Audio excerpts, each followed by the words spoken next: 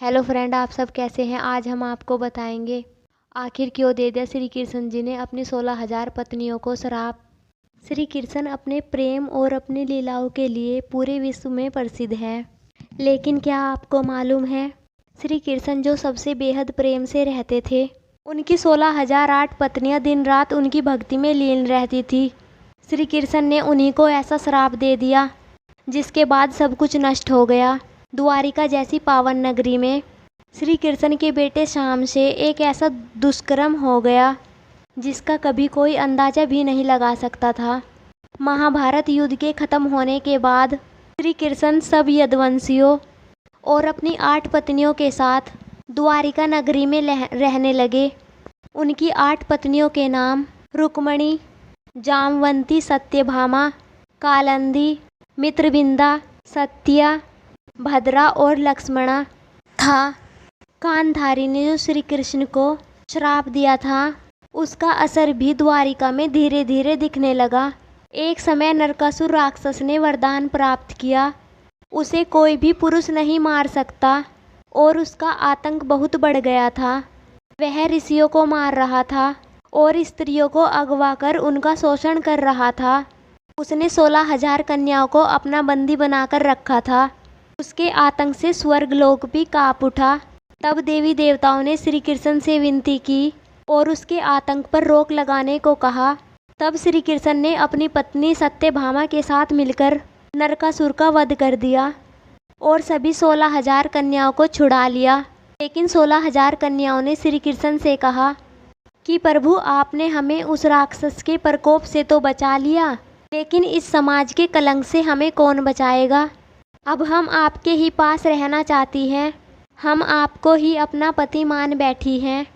आपको हमसे अपना विवाह करना पड़ेगा। ये सब सुनने के बाद श्री कृष्ण 16,000 रूपों में प्रकट हो गए और 16,000 कन्याओं से विवाह कर लिया।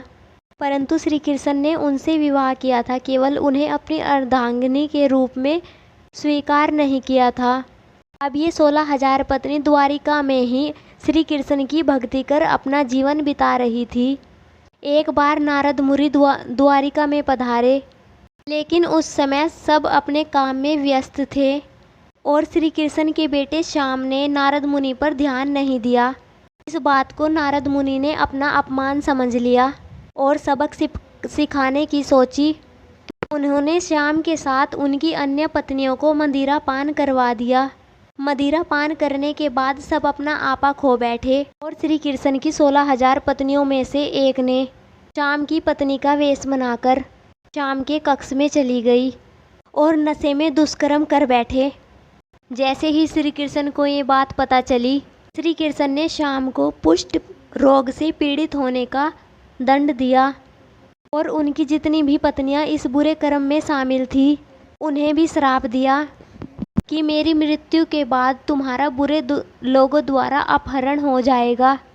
फिर गांधारी के द्वारा दिया हुआ श्राप अपना कहर दिखाने लगा और धीरे धीरे यदुवंशियों की आपस में लड़ाई होने लगी। एक दिन सारे यदुवंशियों की आपस में मुठभेड़ हो गई और उन्होंने एक दूसरे की हत्या कर दी।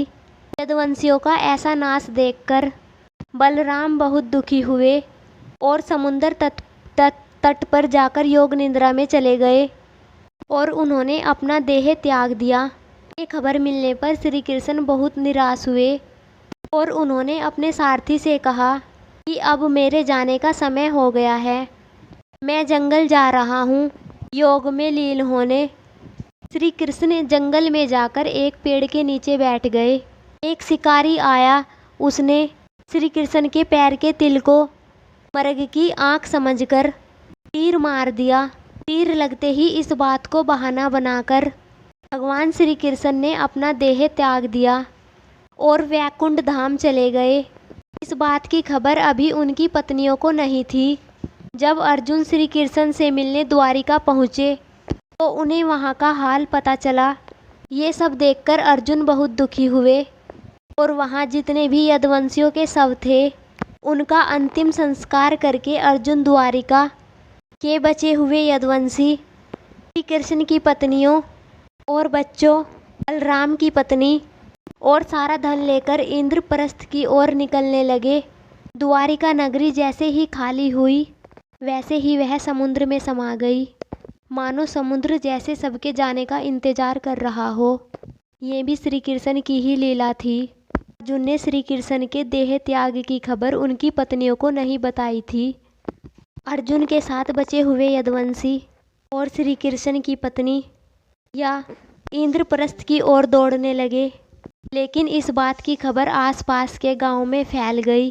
धन और स्त्री के लालच में कुछ डाकुओं ने अर्जुन पर हमला कर दिया और लूटपाट मचाने लगे। उस समय जब अर्जुन ने अपने शस्त्र उठाए तब उनके शस्त्रों ने काम करना बंद कर दिया और अर्जुन को एहसास हुआ कि उनकी सारी शक्तियाँ खत्म हो गई है।